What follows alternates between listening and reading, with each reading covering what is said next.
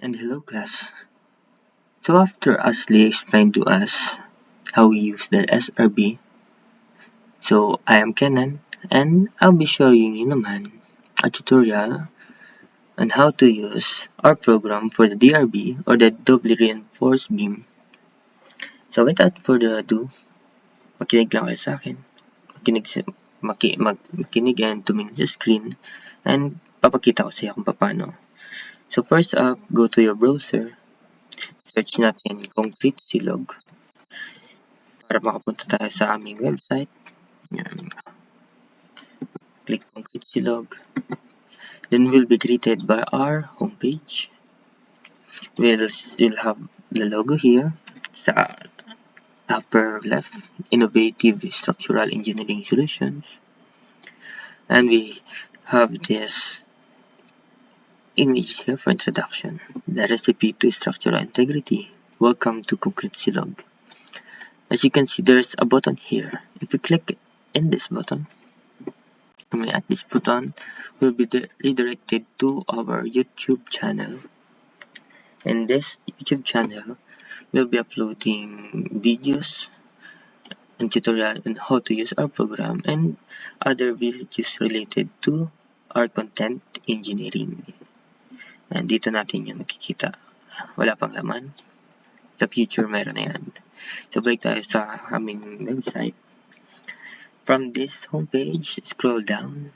Mababa tayo, makikita natin yung latest news. Ayun. And una natin magbabasa is yung design of one-way slab, design and analyzing reinforced beams or the SRB. Yung hahanapin natin or hinahanap natin is yung DRB. Napunta tayo sa second page. Yan. Number 2.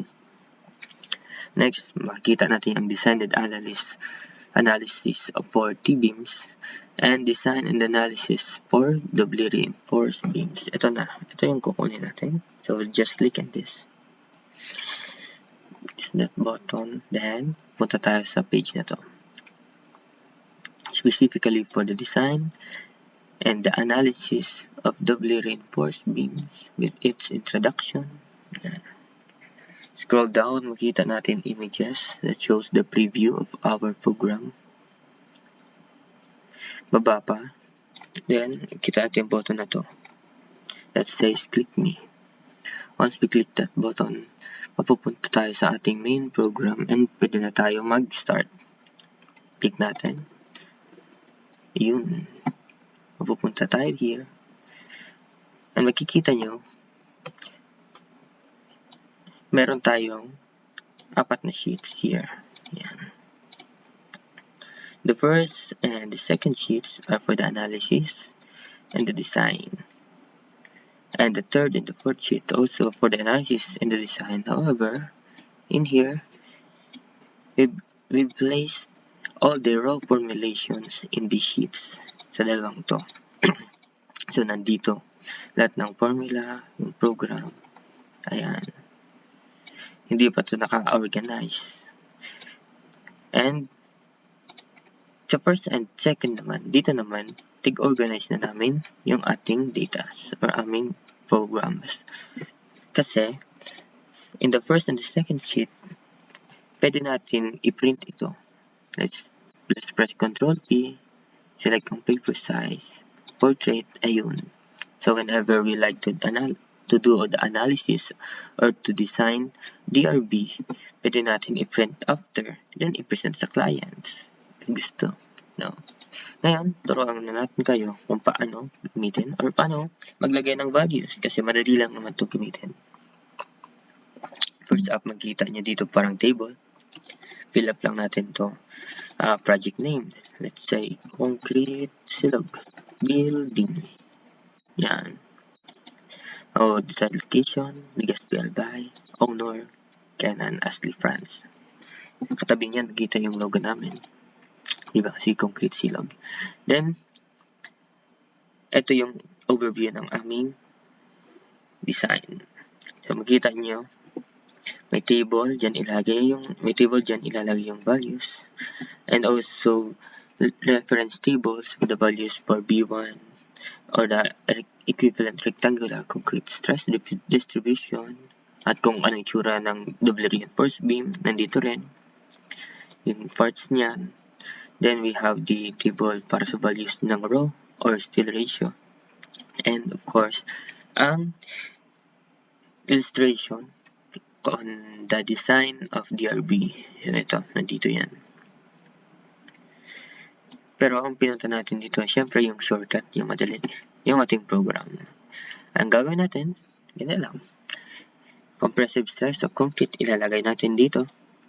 Let's say 28. Yan. Yield stress, sabi natin 414. Ganito lang kasimple. Yung height, and then yung width, ilalagay natin. Also, the effective depth ng tension bar and compression bar. Ilalagay natin dito. And, of course, yung diameter of the tension bar and diameter of compression bar. So, once na-fill up na natin itong tables, lalabas sa baba yung area for tension bar and area for compression bar. So, ito yun, no? Diba? Kung panilitan natin yung diameter for the tension bar, papapansin nyo, magbabago rin yung ES for that tension bar. Gawin natin 16, naging 210. Wala. So, yung program na namin, yung nag-solve niyan para sa inyo. So, we also have for the compression bar, gawin natin 16, magiging 201 din, since same sila ng diameter. So, palitan natin, gawin 20. Yan. And then, bababa tayo. Makita natin yung load. So, solve nyo na yung maximum moment, which is nakuha is 756 kN meter. And after that, bababa na tayo. Andun na yung design. Ito na yung hinahanap natin. Yan. Si nominal moment. Nasolve nyo na rin yung MN1 and MN2. And si AS1 and si AS2, nandun na rin. Mapapansin nyo, minasulat not a real double reinforced bar. Need to edit if not real DRB. Analyze as SRB. Yan. Kasi ibig sabihin, sinasabi niya, yung deflection ng ating beam, ito, yung input values natin dito, yung deflection niya, pinapakita na kahit gawin nating SRB yung beam, kayang-kaya na i-sustain yung load, yung loading. However, alam natin na may importance pa rin ang compression reinforcement, kahit sabihin natin kayang-kaya na yung tension reinforcement, i-sustain yung loadings. So, continue tayo. Since meron tayong AS1, AS2, of course, makuha natin yung area of steel needed for tension side and area steel needed for compression side for the AS. Yan. Then, nakuha natin to. Values na to. And finally, ang ating pinakahanap-hanap is yung number of tension bars and the number of compression bars. So, lalabas din siya dito. Tapos ng design. However, since mga engineer tayo, di ba? Dapat safe lagi ginagawa. Meron tayong checker dito sa baba. Sa checker na to, i-input lang natin yung values for NS and NS prime para makita natin kung yung structure is safe or unsafe. So, sabi, we have 17, lagyan natin 17, we have 2, lagyan natin 2. Makita natin that yung VMN is equals to 929 MPa, which is greater than 756 MPa. Itong nakuha natin, 756. Yan. Therefore, capacity is greater than demand, so the structure is safe. Paano naman kung sabihin natin, bawasan natin to, gawin natin 10. Sabihin natin 5. Yung ang nangyari, ayun. Lumiit yung kanyang capacity, mas maliit sa demand, so unsafe. Yan. Hinimilay namin to in case meron tayong gustong i-check na designs na given na mismo yung kanyang number of pieces for the tension bars and compression bars. So, balik natin sa 17. Ayun. So, once tapos na yan, let's press Control P and yan. Pwede natin i-print. Makita sa client. And then, yun. So, that's how we design. Then, punta tayo sa analysis. Mabilis yan lang. Ganun pa rin. Similar lang kanyang instructions and yung kanyang organizations. Pag binaba natin to, makita natin yung illustration for the double reinforced beam pa rin. And sa pinakababa, makikita natin yung diagrams on how we solve DRB analysis. Yan. For the rectangular and for the T-beam. So proceed tayo. Lagyan natin yung project name, site location, palitan natin. Sabihin natin Sorsogon City. Sorsogon. Tama ba? Ayan. Then owner, kami pa rin. You have the logo here. So punta tayo sa design parameters. Yun. Lahat ng given, ilalagay nyo lang dito sa table ulit. First up, anong klaseng beam yun? Rectangular ba? T-beam ba? Or L-beam na concrete beam? Ayan. Sabihin natin rectangular para madali. We have the compressive stress of concrete 28. Fi, input lang natin. BW, sabihin natin 400. B effective, kung sakali yun ay T-beam, sabihin natin 900. For the flange, BW flange, BF. Also, we have D, diameter for the depth for the tension bar, and depth for the compression bar. Kahit katulad na dati, nandito yung diameter for the bars. Pipili lang tayo yan. Depending kung anong given sa existing structure.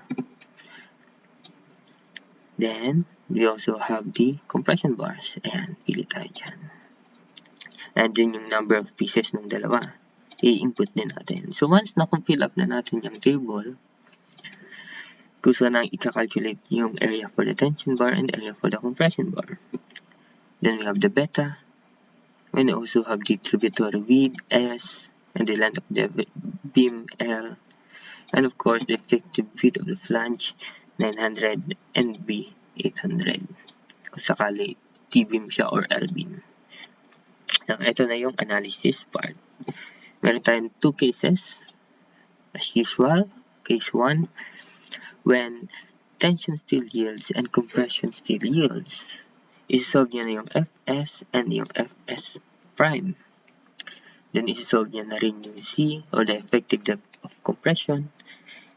And isi-solve the A, so depth of compression. We also have the T. This is the strain of the tension steel. Ito. The epsilon T. Isi-solve niya rin yung epsilon S prime. And of course, yung Phi, yung reduction factor. Isi-solve niya rin.